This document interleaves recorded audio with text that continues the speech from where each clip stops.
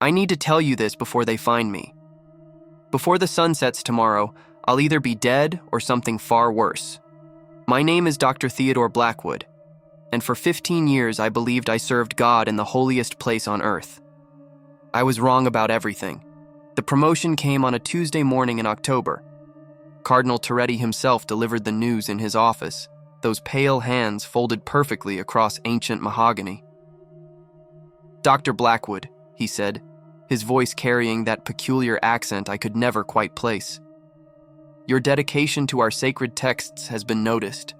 You are being transferred to Section 7. Section 7. Every scholar who'd worked Vatican archives had heard whispers, the restricted wing where only a handful of researchers gained access. Documents dating back to the Church's earliest days, manuscripts that never saw daylight beyond those marble walls. I should have been honored. Instead, something cold crawled up my spine as Toretti smiled. "Thank you, Your Eminence," I managed. "When do I begin?" "Immediately." Those pale eyes never blinked, never seemed to blink. The restricted wing felt different from my first step inside. The air hung heavier, thick with centuries of incense and something else, something metallic that coated the back of my throat. Fluorescent lights flickered intermittently above vaulted ceilings, casting dancing shadows that seemed to move independently. My footsteps echoed wrong in these corridors, as if the stone itself swallowed sound differently here. Brother Augustine guided my orientation, his movements unnaturally fluid for someone supposedly in his 70s. His skin held that same pallor as Toretti's, stretched tight over sharp cheekbones. When he spoke, I noticed his breath never fogged in the perpetually cold air. "The manuscripts in Section 7 require particular care," he explained, unlocking a heavy door with an ornate key. "Many have not been disturbed for decades, some for centuries. You understand discretion, yes?" I nodded, though unease settled deeper in my chest. The room beyond contained rows of climate-controlled cases, each holding documents that made my academic heart race despite my growing discomfort. Papal bulls from the 1200s, theological treatises predating the Great Schism, biblical commentaries in languages I'd studied but never seen in original form. But it was the portrait gallery that stopped me cold. Oil paintings lined the eastern wall, depicting church hierarchy through the ages. Standard enough, except for the face I recognized immediately. Cardinal Toretti stared back at me from a canvas dated 1634, wearing different vestments but possessing identical features. Same sharp nose, same pale eyes, same thin-lipped smile. "Remarkable resemblance," I said to Augustine, forcing casual tone. His response chilled me. "Family lines run strong in the church, Doctor. Very strong indeed." Days blurred into weeks as I immersed myself in manuscripts that rewrote everything I thought I knew about church history. Documents describing rituals that had no place in Christian theology, references to eternal servants and blood covenant. Most disturbing were the demographic records, lists of names spanning centuries, with notations about selection criteria and suitability for transcendence. The pattern emerged slowly. Certain individuals appeared repeatedly across different time periods, their names unchanged while decades passed.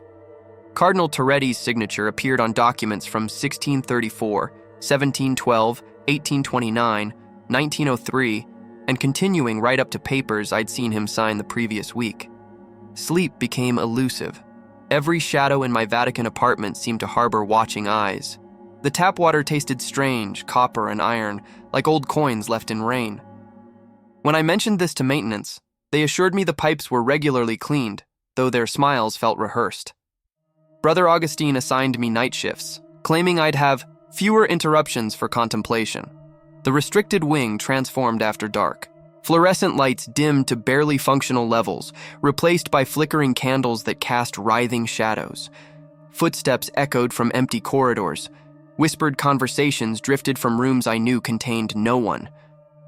On my third week of night duty, I discovered the discrepancy that changed everything. Working through a collection of 15th century financial records, I found payment vouchers for construction work described as lower renovations and foundation reinforcement. The amounts were staggering, enough to build a second Vatican beneath the first. Cross-referencing with architectural surveys showed no record of such extensive underground work, but the construction invoices included detailed specifications, drainage systems, ventilation shafts, living quarters designed for permanent residence. Most chilling were the lighting requirements, no natural illumination, only perpetual flame sources using red-tinted glass. I photocopied everything I could, hiding documents inside theological journals. My hands shook as I worked, sweat dripping despite the constant chill. Something fundamental was wrong in this place, something that reached back centuries. The breakthrough came during my 4th week, while researching communion wine procurement records from the 1800s. Orders included standard sacramental wine, but also regular shipments of what was euphemistically labeled special reserve, quantities far exceeding any normal liturgical need. The supplier was listed as Toretti Vineyards, with delivery instructions specifying direct transport to lower storage. That name again. Always that name. I began watching Cardinal Toretti more carefully during my limited interactions with church hierarchy. His movements held predatory grace. His skin never flushed with warmth or emotion. During morning mass, I noticed he never consumed the communion wafers, only wine, which he drank with unsettling intensity. Most tellingly, he cast no reflection in the polished marble surfaces throughout the Vatican halls. The revelation should have sent me running. Instead, academic curiosity and something darker, a need to understand the impossible, drove me deeper into research. I started mapping the Vatican's lower levels using architectural documents from different centuries, looking for discrepancies, hidden spaces, forgotten passages. What I found defied belief. The official Vatican sat atop a network of tunnels and chambers that honeycombed the earth for hundreds of feet downward. Construction records showed these spaces being expanded continuously across centuries, always funded through discrete accounts, always supervised by the same recurring names. The restricted library contained a hidden archive behind a bookshelf that moved when I accidentally leaned against it during a late-night research session. Inside, I found journals dating back to the 1400s, written in Latin, German, and languages I couldn't identify. The entries described recruitment processes, transformation rituals, and something called the Eternal Vigil, an order within the Church dedicated to protecting humanity from threats too terrible for ordinary minds to comprehend. But the protection came at a price that violated every principle of the faith I'd dedicated my life to serving. The final entry I read that night was dated just 3 days prior, written in Toretti's distinctive script. Dr. Theodore Blackwood shows exceptional promise. Preliminary observations confirm suitability. Recommend proceeding to Phase 2 evaluation. The order requires fresh blood, and his devotion runs deep enough to survive the transformation. My hands trembled so violently I could barely close the journal. They knew. They'd been watching, evaluating, preparing me for something I couldn't yet comprehend. The promotion hadn't been recognition of my work, it was recruitment. I replaced everything exactly as I'd found it and fled to my apartment, mind racing with implications too horrifying to fully process. But running wasn't an option. I needed proof, evidence that could expose whatever unholy conspiracy had infected the church's highest levels. The next night, I returned to the restricted wing with a small flashlight and camera, determined to document everything I'd discovered. But as I approached the hidden archive, I found Brother Augustine waiting in the shadows, his pale face serene in the candlelight. "Dr. Blackwood," he said softly, "Cardinal Toretti would like to see you. He has something very important to show you." Brother Augustine's smile revealed teeth too sharp for a holy man. "Come, Doctor. Cardinal Toretti has waited centuries to share our true purpose with someone of your scholarly dedication." My legs refused to move. Every instinct screamed at me to run, but Augustine's pale hand found my shoulder with crushing strength. His fingers felt like marble, cold, unyielding, impossibly strong for someone his apparent age. "There's nothing to fear," he whispered, though his grip suggested otherwise. "Knowledge is liberation, Theodore. May I call you Theodore? We shall be brothers soon enough." He guided me through corridors I'd never seen, past tapestries depicting saints whose faces seemed to follow our movement. The temperature dropped with each step, my breath finally beginning to fog in the frigid air. Torches replaced electric lighting, their flames dancing amber and red against stone walls that grew older, rougher, more primitive the deeper we descended. "Where are we going?" I managed to ask, though my voice cracked like a frightened child's. "To the foundation," Augustine replied, "to where the church truly began. Not with Peter's confession or Paul's conversion, Theodore, with a covenant far older and infinitely more binding." We reached a heavy wooden door, reinforced with iron bands. Augustine produced an ornate key from beneath his robes, the same design I'd seen him use before, but somehow more elaborate, more ancient. The lock clicked with mechanical precision that seemed impossible for something so old. Beyond lay a spiral staircase carved directly from living rock, descending into absolute darkness. The walls bore inscriptions in Latin, but also symbols that predated Christianity, hieroglyphs, cuneiform, markings that hurt to look at directly. My academic mind recognized fragments, Egyptian texts about eternal life, Mesopotamian incantations for binding souls, Greek mysteries about transcending mortal flesh. The church absorbed many traditions, Augustine explained, his voice echoing strangely in the narrow passage. Christianity provided excellent camouflage, but the true faith runs much deeper, Theodore, much hungrier. The descent seemed endless. My legs burned from the constant spiral motion, but Augustine moved with fluid grace, never tiring, never even breathing hard. The air grew thick with humidity, and something else, a sweet, cloying scent like overripe fruit mixed with copper pennies. It coated my throat, making me gag. "Iron," Augustine said, noticing my discomfort. "You taste the iron in the air. Your body recognizes what your mind hasn't yet accepted. We are approaching the source of our strength." After what felt like an hour, we emerged into a vast cavern. My flashlight beam couldn't reach the ceiling or far walls, but what I could see defied every law of physics and theology I'd ever studied. A city spread before us, not ruins, but a living, breathing metropolis carved from the earth itself. Gothic spires twisted downward instead of reaching toward heaven, their pointed arches stabbing into the cavern floor like inverted prayers. Stained glass windows glowed with internal light, casting everything in deep crimsons and purples that painted the stone architecture in shades of dried blood. Streets paved with polished marble connected buildings that borrowed from every architectural period. Romanesque columns supported Gothic arches, Renaissance facades decorated Byzantine domes, Baroque flourishes adorned structures that predated all known building techniques. Yet everything fit together with impossible harmony, as if designed by a mind that had witnessed centuries of human construction and perfected each element. "Welcome to the true Vatican," Augustine said, his voice filled with genuine pride. "Built over 8 centuries, expanded continuously, home to those who serve the eternal vigil. We call it Civitas Sanguinis, the city of blood." Figures moved through the streets below, robed forms that glided rather than walked, their movements too fluid, too graceful for mortal flesh. As we descended broad stone steps toward the city proper, I began to distinguish details that froze my academic blood. The figures were monks, wearing traditional Benedictine habits, but their exposed faces held the waxy pallor of corpses. Some appeared young, others elderly, but all shared the same unsettling stillness, no breathing, no fidgeting, no unconscious movements that marked living beings.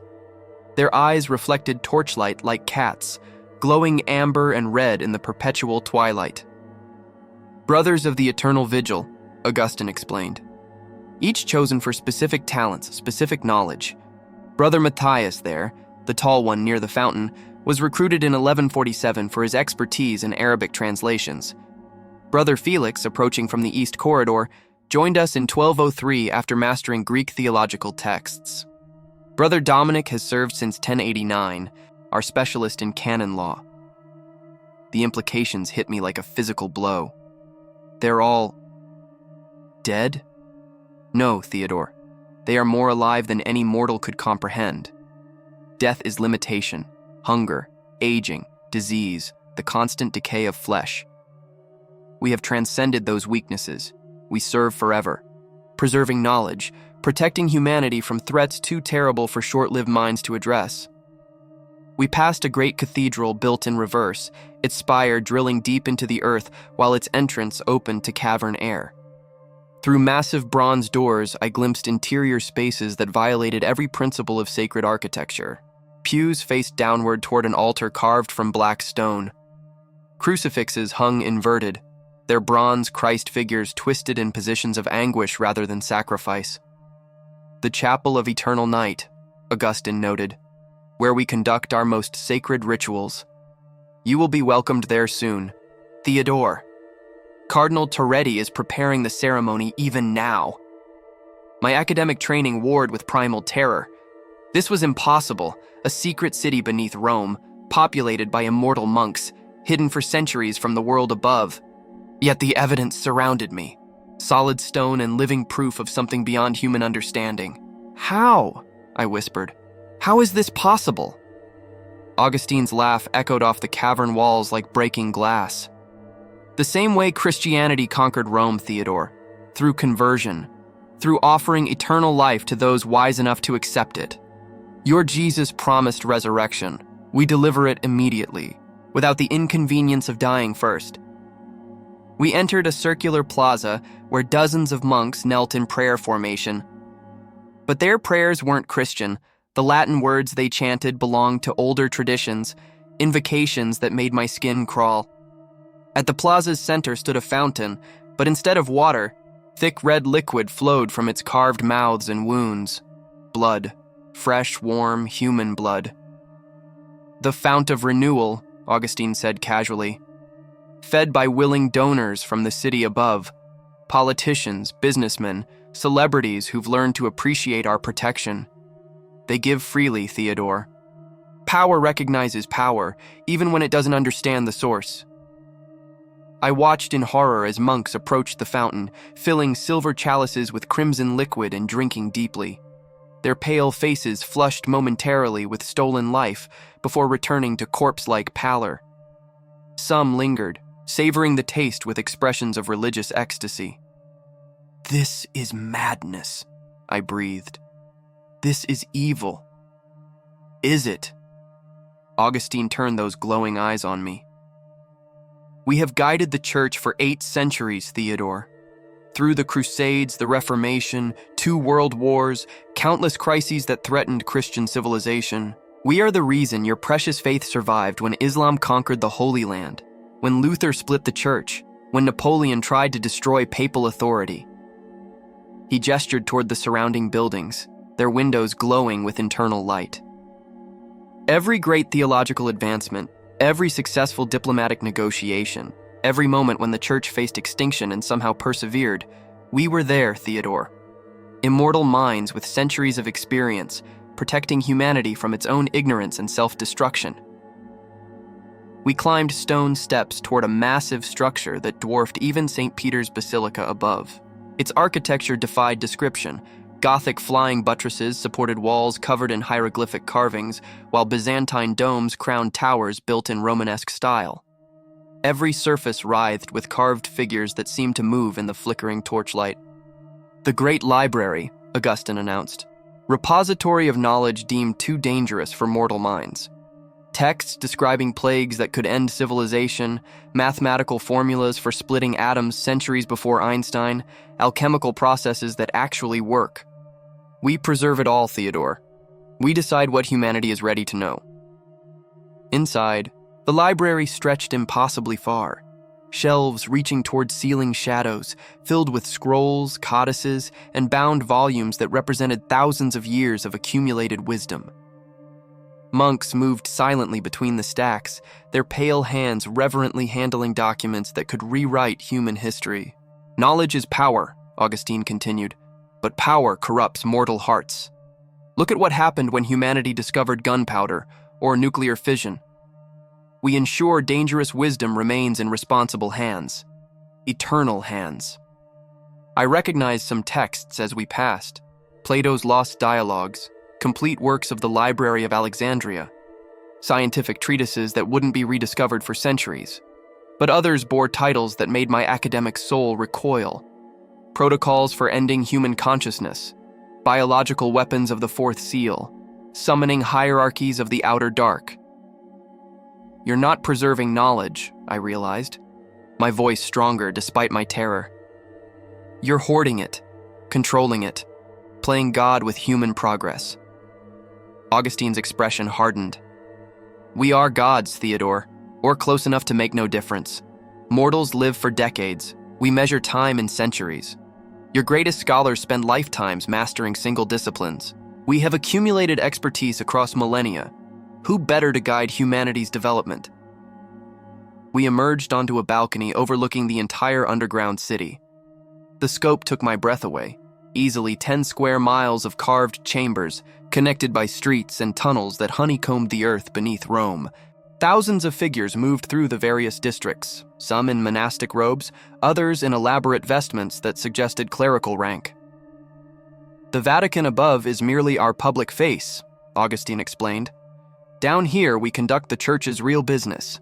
Here, Cardinal Terretti coordinates with immortal advisors who served under medieval popes, Renaissance princes, Enlightenment philosophers. We remember everything, Theodore. Every mistake, every success, every lesson humanity has forgotten. In the distance, I glimpsed areas that defied description. Laboratories where robed figures bent over bubbling apparatus. Training grounds where monks sparred with weapons from every historical period. Gardens where plants grew in soil that had never seen sunlight, tended by hands that had never aged. The offer stands before you now, Augustine said softly. Join us. Accept the gift of eternal service.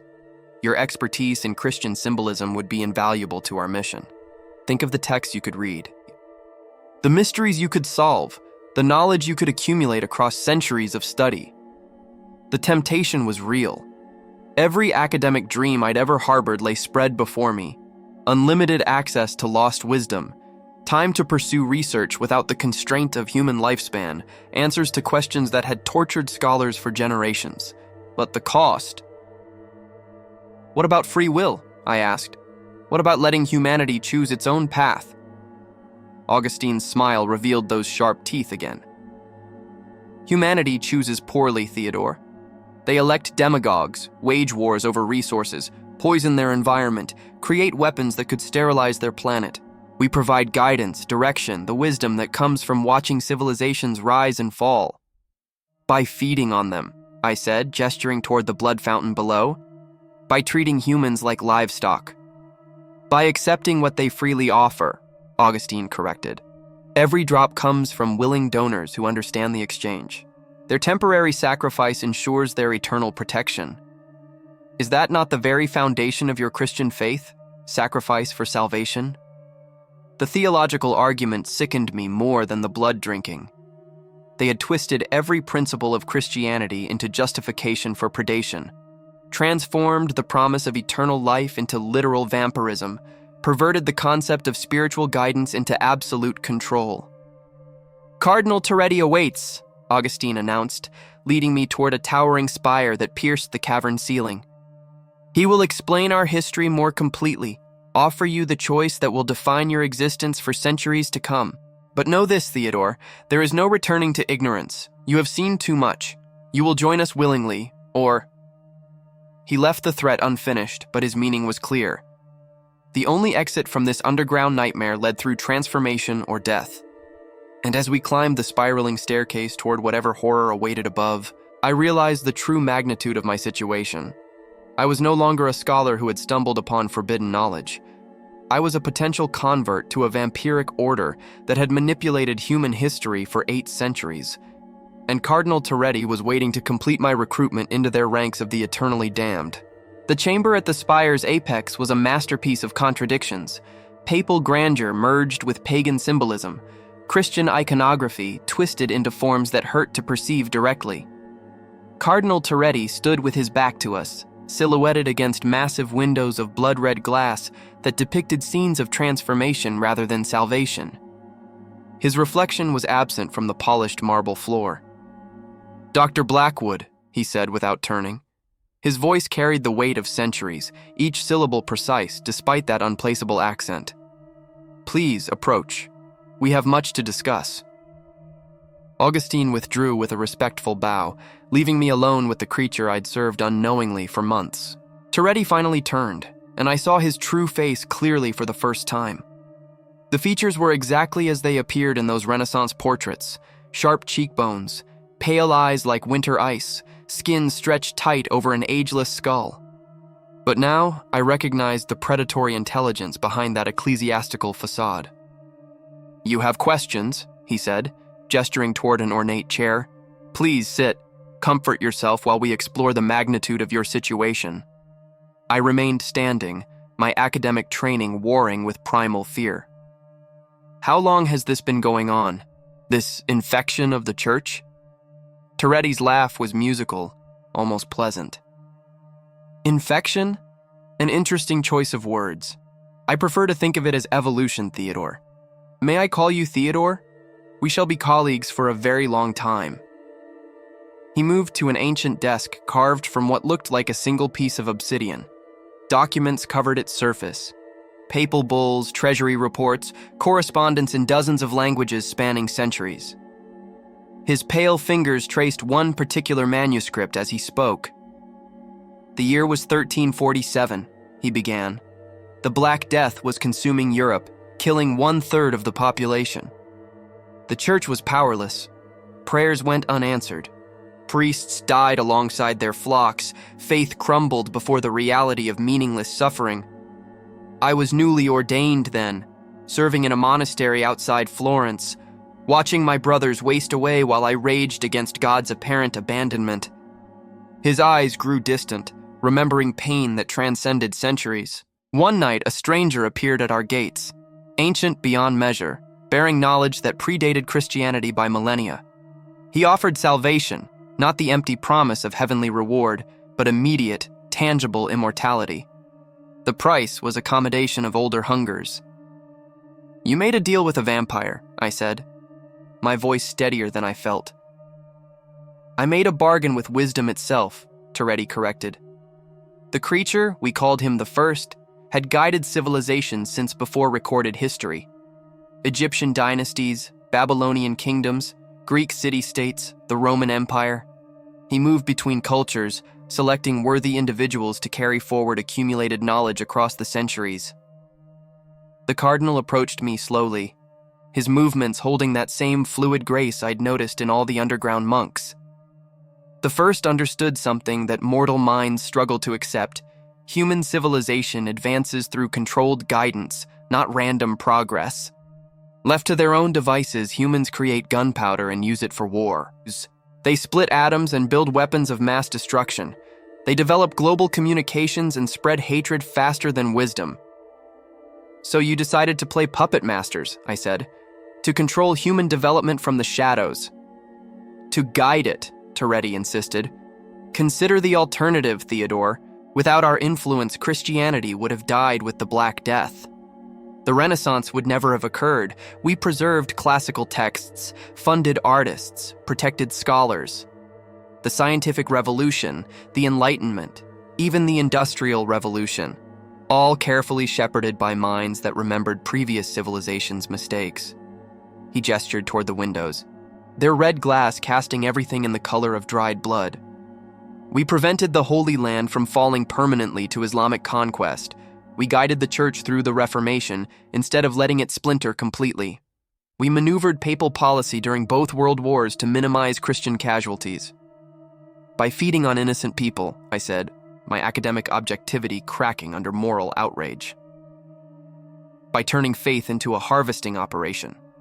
Toretti's expression hardened.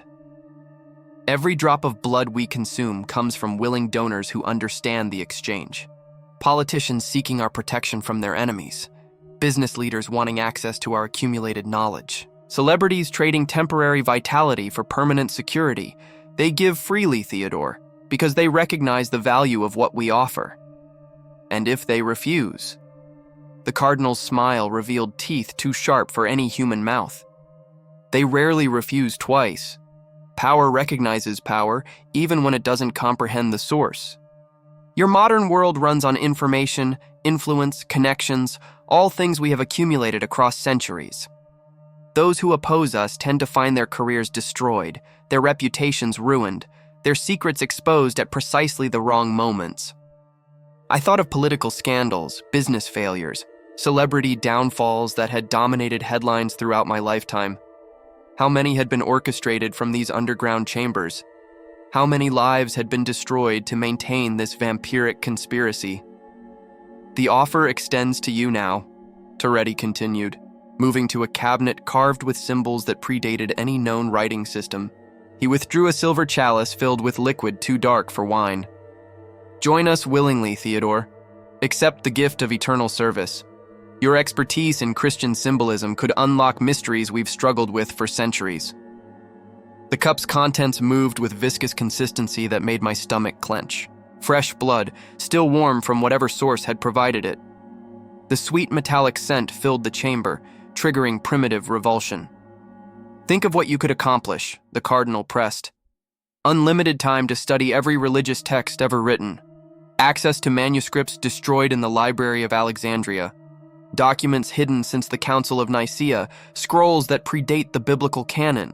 Every question that has tormented Christian scholars could find answers through centuries of research. The temptation was real. My entire academic career had been built on fragments, incomplete texts, damaged manuscripts, historical gaps that could never be filled. Here was the promise of complete knowledge, the chance to resolve theological debates that had raged for millennia. What would I become? I asked, though part of me already knew the answer. Immortal, Toretti said simply. Free from disease, aging, death. Your body will be preserved at its current state for centuries to come. Your mind will accumulate knowledge faster than any mortal could comprehend. You will serve the greater good, guiding humanity toward enlightenment they are too short-sighted to achieve alone. And the hunger? His pale eyes gleamed in the red light. Will become natural, even pleasurable. The first months are difficult. Your mortal conscience rebels against new dietary requirements. But hunger fades into routine, routine into ritual, ritual into sacrament. You will drink life itself, Theodore. Not death, not destruction. You will consume the very essence that animates flesh, transforming temporary mortality into eternal purpose. I stared at the chalice, its contents swirling with hypnotic patterns. One drink would end my human existence, transform me into something that lived forever by consuming others. The knowledge was seductive, access to every secret the church had hidden, every mystery that had eluded mortal scholars. How many have you converted over the centuries? I asked, stalling while my mind raced for alternatives. Carefully selected individuals, Toretti replied. Quality over quantity. Brother Augustine was recruited in 1203 for his linguistic abilities. Cardinal Benedetto joined us in 1459, bringing expertise in canon law. Archbishop Donati accepted transformation in 1598, adding diplomatic skills. Each edition strengthens our capability to guide human development. And those who refuse? The cardinal's smile vanished. Are eliminated. We cannot permit knowledge of our existence to spread beyond these chambers. The masses would never understand our mission. They would see only monsters, not guardians. Panic would destabilize the very institutions we've spent centuries perfecting. The threat was explicit now. Accept transformation or die. There was no third option, no return to ignorant service in the Vatican above. I had seen too much, learned too much, been chosen too deliberately to simply walk away. But as I stared at that blood-filled chalice, something else crystallized in my mind. The documents I'd photographed and hidden in my apartment. The research notes I'd compiled. The evidence that could expose this conspiracy to the world, regardless of whether anyone would believe it. I need time to consider, I said carefully. This is overwhelming. 15 years of faith being recontextualized so completely. Toretti nodded with apparent understanding. Of course. Such a decision requires careful contemplation. Return to your quarters. Theodore. pray if it brings comfort, though you should understand that the God you've served exists primarily as our creation, shaped by centuries of our theological guidance. Tomorrow at midnight, you will return here for your final answer." Augustine appeared as if summoned by thought alone, his pale face serene in the red-tinted darkness. "I will escort you back to the surface, Dr. Blackwood. The path can be confusing for those unfamiliar with our domain." The return journey passed in tense silence. My mind cataloged every turn, every landmark, every detail that might help future navigation. If I survived the next 24 hours, I would need to know these tunnels intimately. Back in my Vatican apartment, I sat in darkness for hours, wrestling with an impossible choice. Join a vampiric conspiracy that had manipulated human history for 8 centuries, or die with knowledge too dangerous to be preserved. Either way, Theodore Blackwood the scholar would cease to exist. Dawn brought clarity. I couldn't stop the conspiracy. They were too powerful, too entrenched, too immortal. But I could document everything I'd learned, create a record that might survive even if I didn't. The photocopied documents, my research notes, detailed descriptions of the underground city, all of it needed to reach the outside world. I spent the day writing feverishly, documenting every detail I could remember. The account would sound insane to most readers, but perhaps someone would investigate, someone would ask the right questions, someone would begin unraveling threads that led back to the truth. As midnight approached, I made my final preparations. The complete documentation was hidden in a safe deposit box across the city, with instructions for its release if I failed to check in within 72 hours. It wasn't much, but it was something. Augustine arrived precisely at the appointed time, his pale face betraying no emotion as he led me back through those ancient passages. The underground city seemed more alive now, more aware of my presence. Hundreds of immortal eyes tracked our movement through streets that had never known sunlight. Toretti waited in the same chamber, the silver chalice resting on his obsidian desk like an altar offering. But now I noticed details I'd missed before, fresh scratches on the stone walls, stains that looked suspiciously like dried blood, symbols carved into the floor that seemed to writhe when viewed peripherally. "Have you reached your decision, Theodore?" the cardinal asked, though his expression suggested he already knew the answer. "I have," I said, surprised by the steadiness of my own voice. "And I choose to remain human." Toretti nodded as if this had been expected. "A pity. Your expertise would have been valuable to our mission. Augustine, please prepare the ceremonial chamber. Dr. Blackwood has chosen the alternative path." But as Augustine moved toward the door, I played my final card. "Before you kill me, you should know that I've documented everything. Every detail of your operation, complete with photographs and historical evidence. If I don't return safely to the surface, those documents will be released to news organizations, government agencies, and academic institutions worldwide."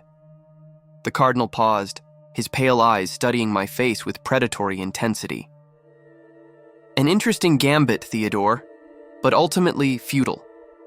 We have guided human institutions for centuries. There is no organization we do not influence, no individual we cannot reach. Your documentation would be dismissed as fantasy, its authors discredited or eliminated before publication." "Maybe," I agreed, "but you can't be certain. 8 centuries of secrecy represent enormous investment. Are you willing to risk exposure for the satisfaction of eliminating one resistant scholar?" Silence stretched between us, heavy with implications. Finally, Toretti laughed, a sound like breaking crystal. "You propose to live with this knowledge? To return to the surface pretending ignorance while serving the very institution you now know to be corrupted?" "If that's what survival requires," I said, "I won't actively oppose you, but I won't join you either. Consider me a conscientious objector." The cardinal studied me for long moments, his ancient mind weighing options across centuries of experience. "Very well, Theodore. You may return to your previous duties with certain conditions. You will never speak of what you have seen. You will never attempt to investigate our operations further. And you will accept a permanent assignment to our restricted archives where we can monitor your activities indefinitely." Relief flooded through me. followed immediately by the horrible understanding of what I'd accepted. I would spend the rest of my life serving monsters, pretending loyalty to an organization that fed on human blood, maintaining silence about horrors that violated everything I'd believed about faith and morality. But I would live. And the documentation would remain hidden, insurance against future threats, evidence waiting for someone brave enough to follow threads I'd never dared pursue.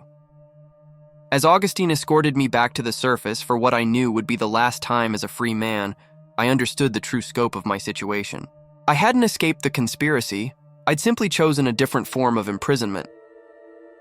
The Vatican bells were chiming dawn as I emerged into natural sunlight, their bronze voices calling the faithful to morning prayers. But I would never again hear those bells without remembering the blood-soaked chambers beneath their towers, the immortal predators who guided every note of their sacred music. I am writing this account in my Vatican apartment, where I've served the conspiracy for 3 years now under careful observation. They allow me certain freedoms, research, writing, limited contact with the outside world, but I am never alone, never unwatched, never free to act on the knowledge that burns in my memory. Tomorrow, Cardinal Toretti has summoned me for a special assignment. He mentioned something about recent developments and your unique expertise becoming necessary. His pale eyes held promises and threats in equal measure. I fear my usefulness as a living prisoner is coming to an end.